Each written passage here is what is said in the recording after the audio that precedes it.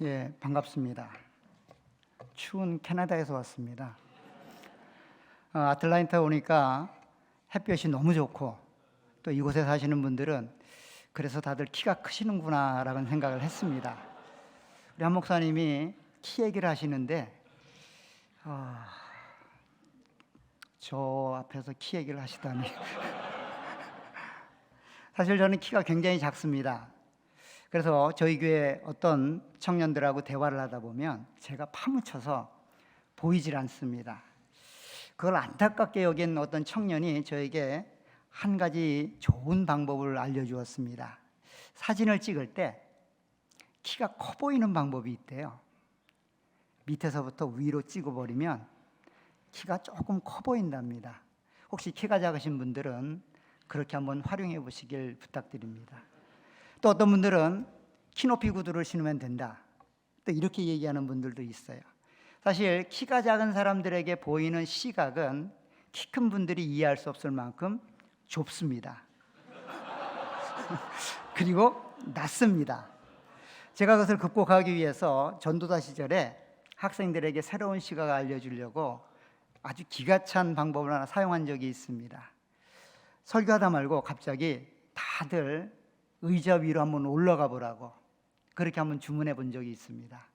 의자 위로 올라가면 의자에 앉아 있을 때와 다른 그런 세상이 펼쳐지게 되고 그렇게 보여지게 된다라고 그렇게 제안을 하고, 그때 도전받은 아이들은 새로운 시각을 갖기 위해서 굉장히 부단히도 노력했고 그렇게 인생을 성공한 친구들도 있었던 것 같습니다.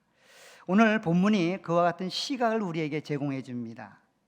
우리가 가지는 시각, 어떻게 바라보고 또 어떻게 그 내용들을 이해하느냐에 따라서 우리의 삶은 180도 달라질 수 있습니다.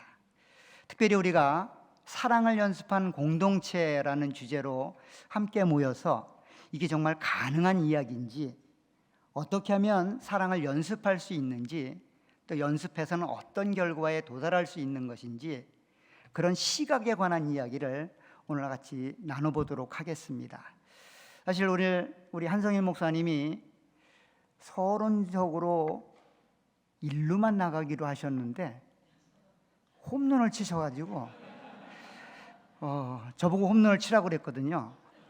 근데 또 홈런을 쳐야 되는 건지 이대로 멈춰야 되는 건지. 좋습니다. 우리 한성인 목사님 굉장히 은혜로운 말씀, 또 우리에게 필요한 말씀, 또 가장 정확한 말씀을 전해주셨는데, 좀 더 다른 시각으로 성경이 우리에게 어떻게 이야기하고 있고, 동일한 말씀일 겁니다. 동일한 내용이지만 성경이 우리에게 제시하고 또 권면하는 말씀을 통해서 함께 은혜를 나누겠습니다. 요한복음은 사실 크게 기록되어 있지만 크게 두 부분으로 나눠져 있습니다. 그 중심이 13장이에요. 1장부터 12장은 예수님의 행적, 특별히 기적과 이적을 표적이라는 말로 써놓고 있어요. 12장이나 되는 그 장 가운데 7개의 표적을 이용해서 그분이 바로 메시아, 그리스도라는 표적을 드러내는 내용으로 다루어져 있습니다.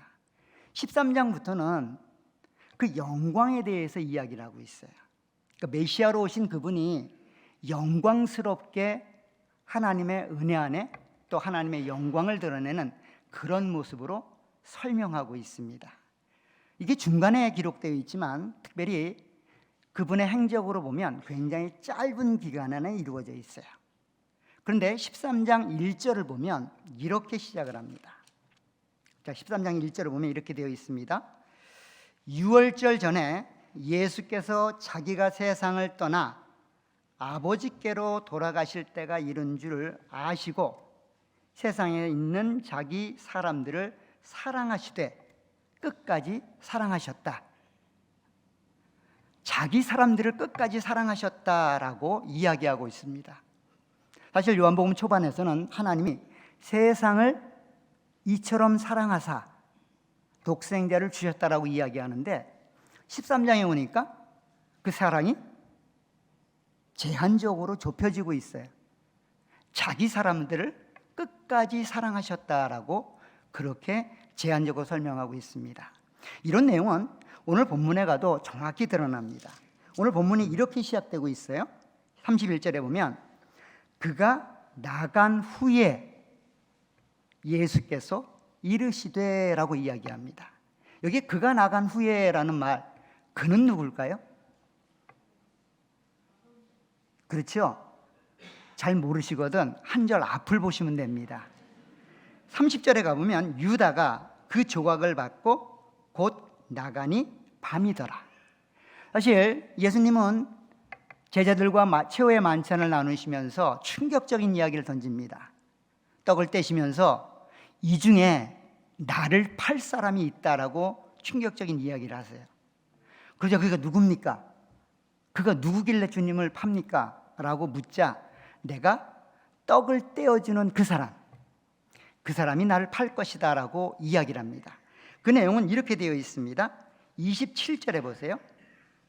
27절에 이렇게 말합니다. 조각을 받은 후 곧 사탄이 그 속에 들어간지라. 이에 예수께서 유다에게 이르시되 내가 하는 일을 속히 하라 하시니 그가 곧 떡을 받아서 나갔다는 겁니다.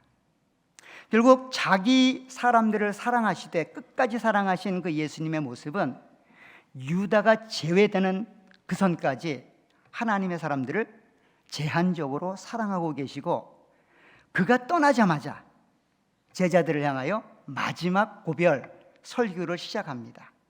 어쩌면 그가 떠나기를 그렇게 기다렸는지도 모르겠어요. 왜냐하면 그는 자기의 사랑 안에 거하지 않기 때문이죠. 사실 이 내용을 우리가 충분히 이해한다고 하는 것은 쉽지 않아요. 그럼에도 불구하고 그가 자기가 해야 될 예수 팔 일을 시행하기 위하여 그렇게 주님과 함께 있는 자리를 떠났을 때 주님은 제자들을 향하여 마지막 유언과도 같은 고별 설교를 시작하고 있는 겁니다. 그 유언과도 같은 고별 설교의 핵심은 뭐였을까요? 우리가 알고 있는 사랑입니다. 사랑하라는 거예요. 자, 34절을 보세요. 새 계명을 너희에게 주노니 서로 사랑하라. 내가 너희를 사랑한 것 같이 너희도 서로 사랑하라. 마지막 유언의 내용은 사랑하라는 겁니다. 사랑하는 것이 예수님이 자기 사람들을 끝까지 사랑하신 이유이고 목적인 거예요. 사랑하라고 이야기하고 있습니다. 특별히 서로 사랑하라고 이야기하고 있어요. 그런데 서로 사랑하라라고 했던 이 사랑에 관한 이야기는 오늘 본문이 새 계명이라고 쓰고 있어요. 새 계명이란 말은 새로운 계명이란 뜻입니다. 그런데 우리 한 목사님이 이야기하신 것처럼 구약 성경을 우리가 열심히 읽어보면 구약 성경에도 사랑하라는 이야기를 반복적으로 하고 있어요. 특별히 마태복음 22장에 가보면 율법사가 묻습니다. 주님, 가장 큰 계명이 뭡니까? 주 너의 하나님을 힘써 사랑하라는 겁니다. 그리고 둘째는 내 이웃을 내 몸과 같이 사랑하라는 거예요. 사랑하라고 하는 그 내용이 구약 율법의 전부라는 거예요. 더 나아가서 모세는 자기가 마지막 죽기 직전에 출애굽 2세대에게 마지막 유언과 같은 말씀을 전하면서 동일한 내용을 전달하고 있습니다. 우리 신명기 6장으로 한번 가보세요. 성경 계신 분들은 펴보시면 신명기 6장 4절에 가면 이렇게 되어 있습니다. 이스라엘아 들으라. 우리 하나님 여호와는 오직 유일한 여호와시니 너는 마음을 다하고 뜻을 다하고 힘을 다하여 내 하나님 여호와를 사랑하라. 사랑하라.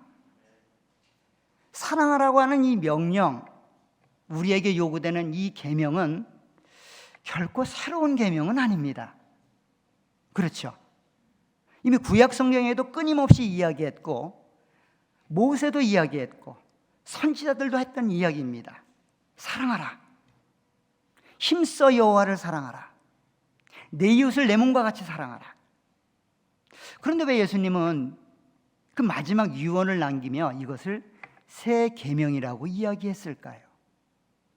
어딜 봐도 옛 계명과 동일한데, 어디를 봐도 구약 성경에서 요구했던 사랑하는 그 요구와 전혀 다르지 않은데 이걸 왜 새 계명이라고 이야기하고 있을까요? 그 이유는 오늘 본문에 영광을 받으시는 내용과 연관이 되어 있습니다. 자, 31절에 보면 이렇게 시작을 합니다.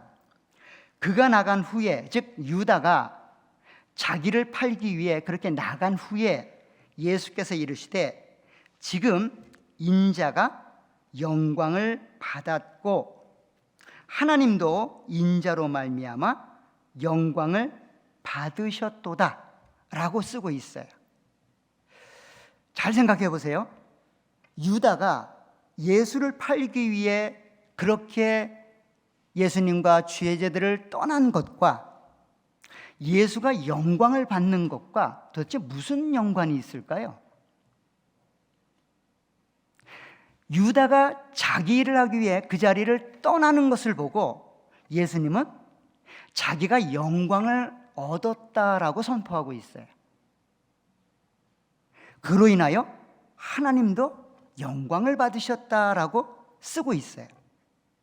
도대체 유다가 그 자리를 떠난 것과 그것으로 인하여 예수가 영광을 받았다라고 했던 이 내용과 뭔가 깊은 연관이 있는 것은 사실입니다.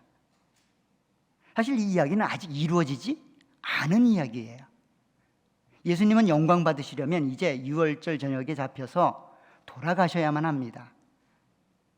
그런데 지금 유다가 자기를 팔기 위해 그렇게 이 자리를 떠난 것을 보고 주님은 이제 드디어 자기가 이 땅에 온 목적, 하나님이 나를 보내신 이유와 목적, 그것이 이루어질 것을 바라보고 있는 거예요. 즉 자기가 죽어 하나님의 백성을 끝까지 사랑하고 그들을 위한 구원을 이루어 그렇게 하나님의 영광을 드러내는 일들이 이제 분명하게 이루어질 것을 알기 때문에 그 유다가 떠난 그 내용들을 보고 영광을 받았다라고 이야기를 합니다. 그런데 그 죽음과 부활에 관한 이야기만 쓰는 것이 아니라 한 단계 더 나갑니다. 32절에 보면 이렇게 되어 있습니다. 만일 하나님이 그로 말미암아 영광을 받으셨으면 하나님도 자기로 말미암아 그에게 영광을 주시리니 곧 주시리라. 즉 십자가에 달려 죽으시는 예수, 그가 하나님의 영광을 드러내며 하나님의 영광을 완성하셨고 부활하시고 승천하시는 그 일을 통하여 하나님은 그를 모든 이름 위에 뛰어난 이름으로, 모든 만왕의 왕으로, 모든 이름이 그 앞에 굴복하고 그를 높이는 모습으로 그를 영광스럽게 만드신다고까지 기록하고 있습니다. 이게 앞으로 일어날 일들이죠. 그래서 곧이란 말을 쓰는 거예요. 아직은 일어나지 않았어요. 그러나 일어날 거라는 거예요. 이 일이 전제되어야만 새 계명이 된다는 겁니다. 서로 사랑하라는 이 계명이 사실은 옛 계명과 다르지 않아요. 그럼에도 불구하고 내가 너희에게 주는 서로 사랑하라는 이 계명이 새 계명이 되는 것은 바로 내가 하나님의 뜻 안에서 그 영광스러운 일을 감당하고 하나님으로부터 그 영광스러운 직책으로 높여져서 하늘 보좌 위에 만왕의 왕으로 세상을 통치하는 하나님의 영광스러운 모습으로 그렇게 되어질 때 이게 새 계명이 된다는 거예요. 메시아가 실제로 우리를 통치하는 하늘 보좌에 앉으셔서 하나님의 백성들이 그 메시아의 통치 가운데 들어가게 되면 새로운 시대가 열리는 거죠. 새로운 생명을 얻어 새로운 통치를 받는 새로운 시대가 열리면 그때 드디어 사랑할 수 있다는 겁니다. 그게 세계명이 된다는 거예요. 사실 이 내용을 요한일서에 가면 동일한 내용을 굉장히 쉽게 풀어 써놓고 있습니다. 우리 요한일서로 한번 가보세요. 요한일서 2장에 가보면 7절, 8절에 이렇게 쓰여 있습니다. 사랑하는 자들아, 내가 새 계명을 너희에게 쓰는 것이 아니라 너희가 처음부터 가진 옛 계명이니 이 옛 계명은 너희가 들은 바 말씀이거니와 다시 내가 너희에게 새 계명을 쓰노니 그에게와 너희에게도 참된 것이라. 이는 어둠이 지나가고 참 빛이 벌써 비침이니라. 자, 옛 계명과 새 계명이 동일한 내용이래요. 서로 사랑하라 라고 했던 계명은 절대로 새로운 계명이 아니었다는 거예요. 그럼에도 불구하고 이 사랑하라고 하는 요구가 새 계명이 되는 것은 참빛으로 오신 그 그리스도의 빛을 우리가 비추었고 우리가 소유하게 되었기 때문이라는 거예요. 새로운 피조물이 되어 새로운 시대가 열려 그 새로운 시대 안에서 머물러 있는 자들에게는 이게 옛 계명이 아니라 새 계명이 된다는 거예요. 하나님의 은혜 안에서 구원을 받고 영생을 얻어 만왕의 왕이신 하나님의 통치를 받는 하나님의 백성이 되었다면 서로 사랑하라는 이 계명은 옛 계명이 아니라는 거예요. 새로운 계명이라는 거예요. 우리가 새로워졌기 때문에 그리스도와 우리의 관계가 새로운 시대가 열렸기 때문에 이 계명이 비록 옛 것과 동일하지만 우리에게는 새로운 국면으로 그 계명을 지킬 수 있게 된다는 겁니다. 그래서 새 계명이라는 거예요. 그런데 이 서로 사랑하는 이 새 계명을 주시면서 뜻밖에도 예수님이 충격적인 말을 하십니다. 오늘 본문에 보면 이렇게 되어 있습니다. 33절에 보세요. 작은 자들아, 요한복음 13장 33절입니다. 내가 아직 잠시 너희와 함께 있겠노라. 너희가 나를 찾을 것이나 일찍이 내가 유대인들에게 너희는 내가 가는 곳을 올 수 없다고 말한 것과 같이 지금 너희에게도 이르노라 라고 이야기합니다. 무슨 말입니까? 예수님이 유대인들에게 이야기했습니다. 내가 가는 그곳 너희들은 못 온다는 겁니다. 그 말은 건 뭐예요? 하늘나라가, 하나님의 나라가, 하나님의 통치가 너희들에게는 주어지지 않는다는 거예요. 내가 가는 그곳, 하나님 나라의 영광스러움에 너희들은 자리가 없다는 거예요. 근데 그 이야기를 제자들에게 동일하게 하고 있어요. 내가 유대인들에게 했던 것처럼 내가 가는 그곳에 너희들은 오지 못한다는 겁니다. 이 말의 의미가 뭘까요? 구원이 없다는 이야기일까요?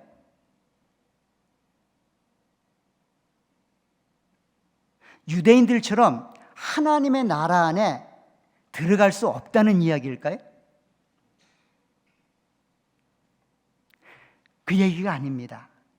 시간적인 갭이 있다는 거예요. 그래서 오늘 본문이 이렇게 말합니다. 너희가 나를 찾을 것이나 일찍이 내가 유대인들에게 너희는 내가 가는 곳을 올 수 없다고 말한 것과 같이 지금 너희에게 이르노라. 지금은 그렇다는 거예요. 그러나 후에는 가능하다는 거예요. 이 이야기를 베드로에게 직접적으로 이렇게 설명합니다. 36절에 보면 시몬 베드로가 이르되 주여 어디로 가시나이까? 예수께서 대답하시되 내가 가는 곳에 내가 지금은 따라올 수 없으나 후에는 따라오리라. 지금은 불가능한 일이라는 거예요. 그러나 후에는 가능한 일이라는 거예요. 지금은 내가 가는 곳도 모르는 상황이지만 후에는 그곳까지 네가 올 수 있다는 거예요. 지금과 미래가 굉장히 달라지는 듯한 모습으로 우리 가운데 소개하고 있어요. 무엇이 이렇게 다르게 만들었을까요?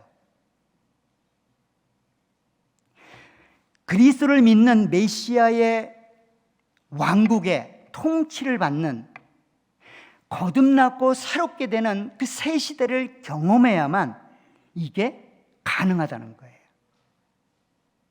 하나님이 하나님 보좌 우편에 앉으셔서 하나님의 백성들을 사랑하시는 그 통치 방법 중에 제일 먼저 하신 게 뭘까요?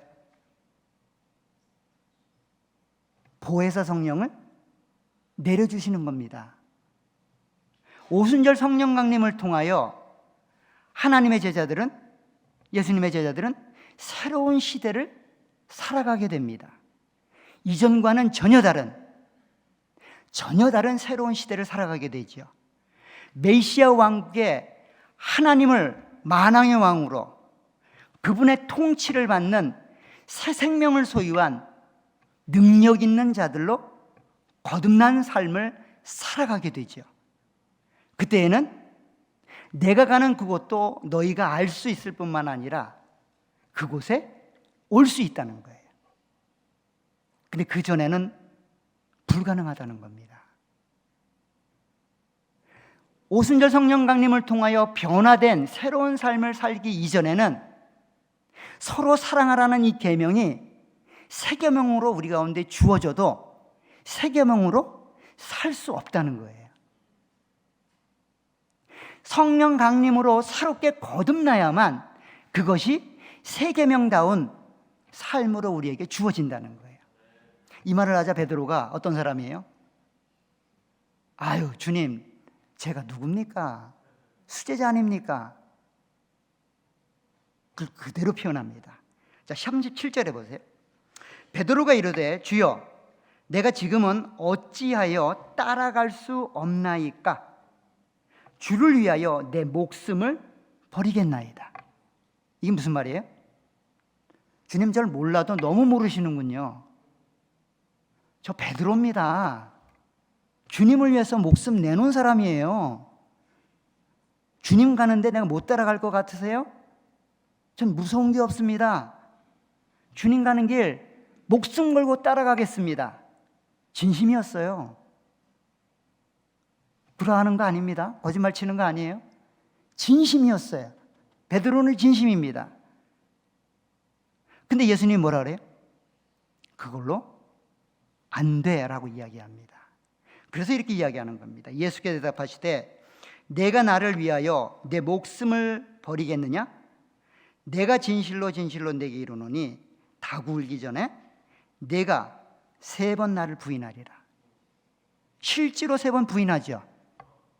그리고 나서 어떤 일이 일어납니까? 밖에 나가서 통곡하며 웁니다. 이 통곡하며 우는 이유가 뭘까요?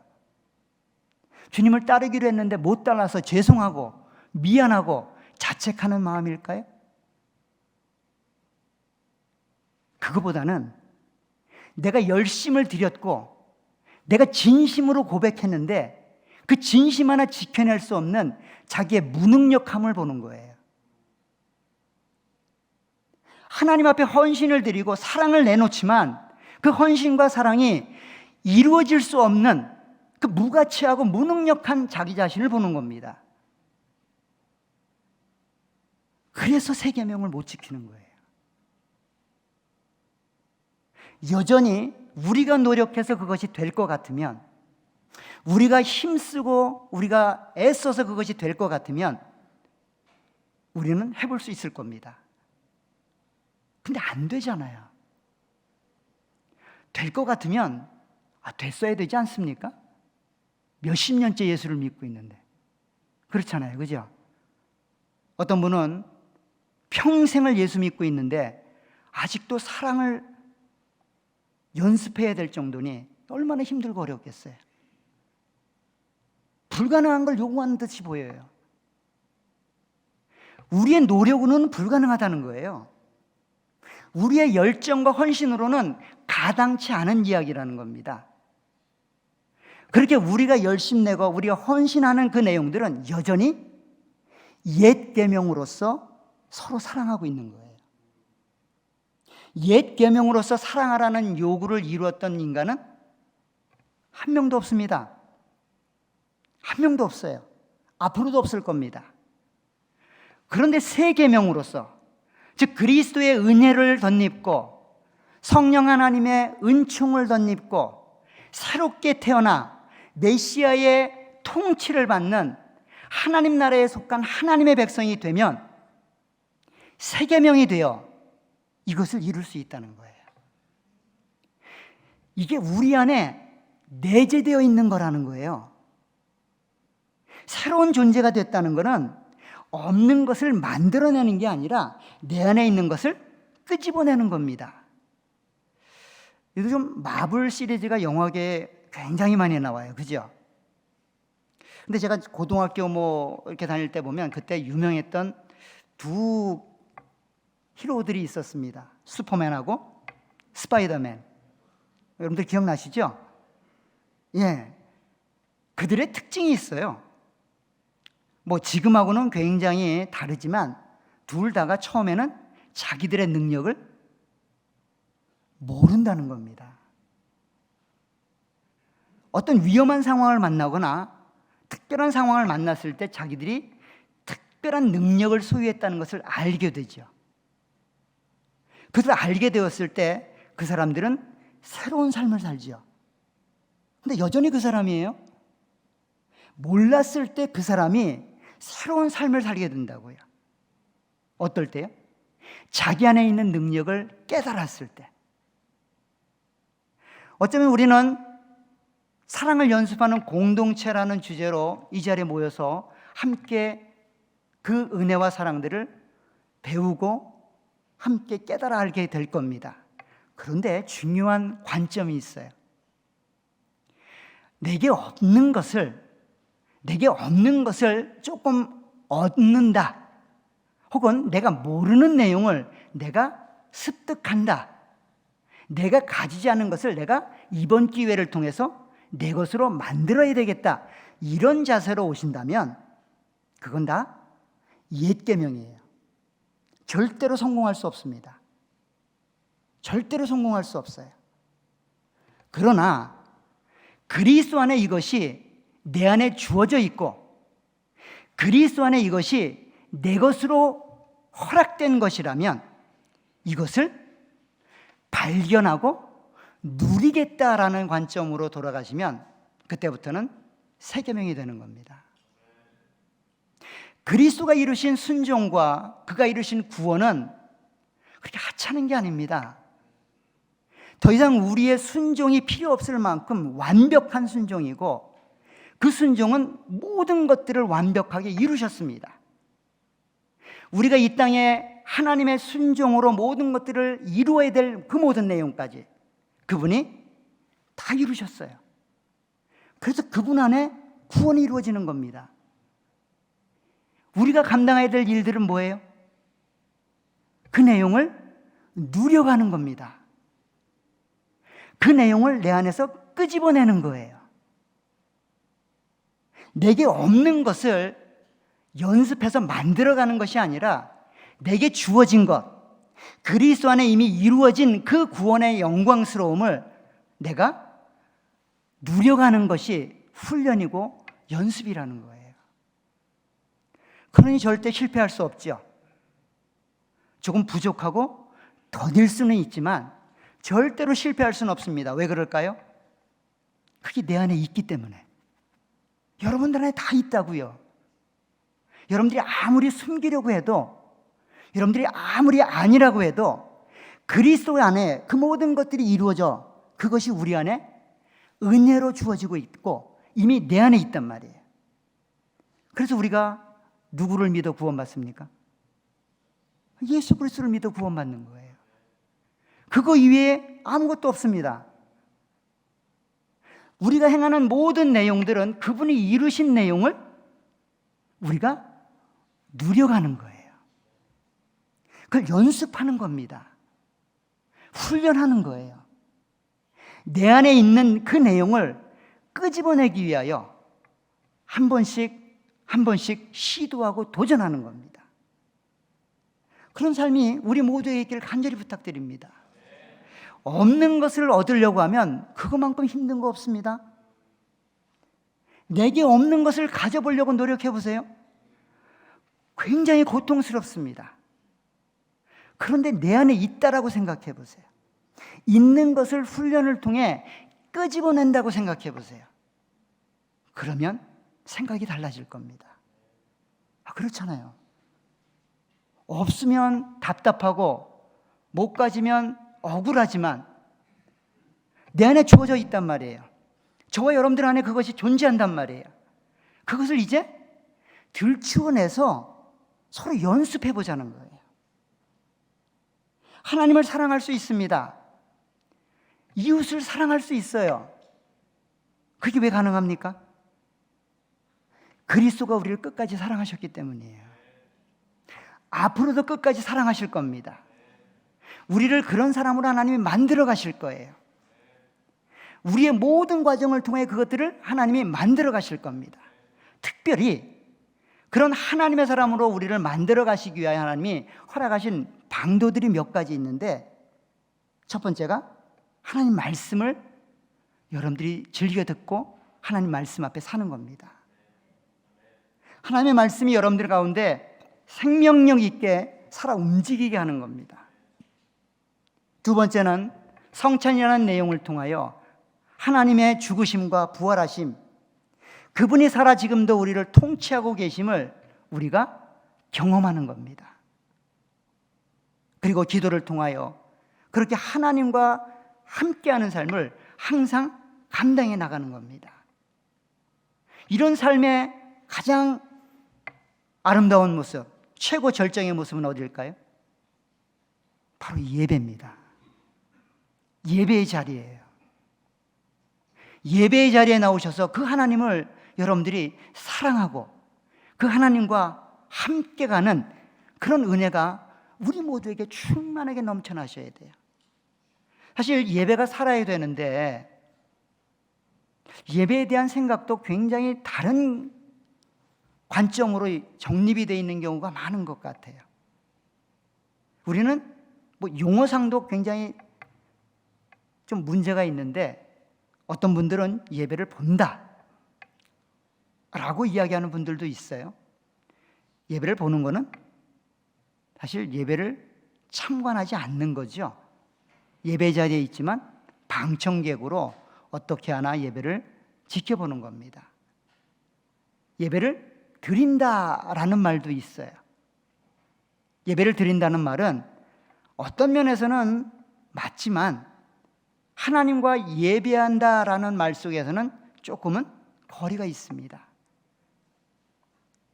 옳은 말은 하나님을 예배한다예요. 이게 쌍방간에 이루어지는 겁니다. 예배를 드리는 자와 예배를 받는 하나님이 서로 대화를 하듯이 예배가 그렇게 이루어져야 돼요. 하나님이 한번 우리를 부르시면 부름받은 우리가 예배의 자리로 나오게 되죠. 예배의 자리로 나온 우리가 하나님의 축복을 받게 되고 그 하나님께 나가 기도하게 되고 그 하나님이 말씀을 통해 우리 가운데 권면하게 되고 우리가 감사를 통해 그분 앞에 하나님의 은혜를 되돌려드리는 이 다이얼로그 같은 이런 관계 속에서 예배가 살아있어야 돼요. 예배는 그래서 참여하는 것 자체가 축복입니다. 예배를 참여하는 것 자체가 하나님을 사랑하는 거예요. 그 예배를 통하여 무언가를 얻었으면 하나님 은혜가 임하고 무엇인가를 얻지 못하면 하나님 은혜가 임하지 않는 지극히 예배자 중심의 예배 형태는 결코 옳지 않습니다. 예배를 드리는 자와 예배를 받으시는 하나님이 함께 만들어가는 것이 우리의 예배가 되어야 될 겁니다. 이런 과정을 통해서 우리는 하나님을 사랑하는 그리고 이웃을 사랑하는 방법을 연습하고 훈련하게 될 겁니다. 아마도 내일부터 이루어지는 그 많은 주제들이 사실 여러분들에게는 새로운 방법을 터득하거나 그 하나님을 사랑하는 연습하는 방식을 터득하는 것이 아니라 우리 안에 있는 이미 그리스도를 통하여 우리 가운데 허락되고 부어져 있는 그 은혜와 내용들을 발견하고 깨닫는 시간이 되기를 부탁드립니다. 여러분들을 찾는 시간입니다. 구원받은 하나님의 백성들이 어떤 존재인지를 확인하는 시간이에요. 적극적으로 그렇게 여러분들이 누구이고 어떤 존재인지를 확인하고 발견하고 그렇게 알아가는 시간이 되었으면 좋겠습니다. 그러면 이 컨퍼런스 후에는 하나님을 사랑하는 하나님의 백성들이 다 되어 있을 겁니다. 물론 수준 차이는 다 있을 수 있습니다. 누구나 다 동일하고 획일적으로 그 100이라는 숫자에 다다를 수는 없겠지요. 그러나 하나님은 여러분들 인생 가운데 그 100이라는 수치를 다 이루실 겁니다. 그 하나님을 의지하여 그 하나님의 영광 안에 머물러 계시고 하나님을 사랑하고 이웃을 사랑하는 하나님의 통치를 받는 새로운 생명을 얻은 새로운 시대에 하나님의 백성으로 우리에게 주어진 삶의 자리를 만들어가고 또 이루어가시는 저와 여러분들이 되시기를 간절히 축원합니다. 기도하도록 하겠습니다.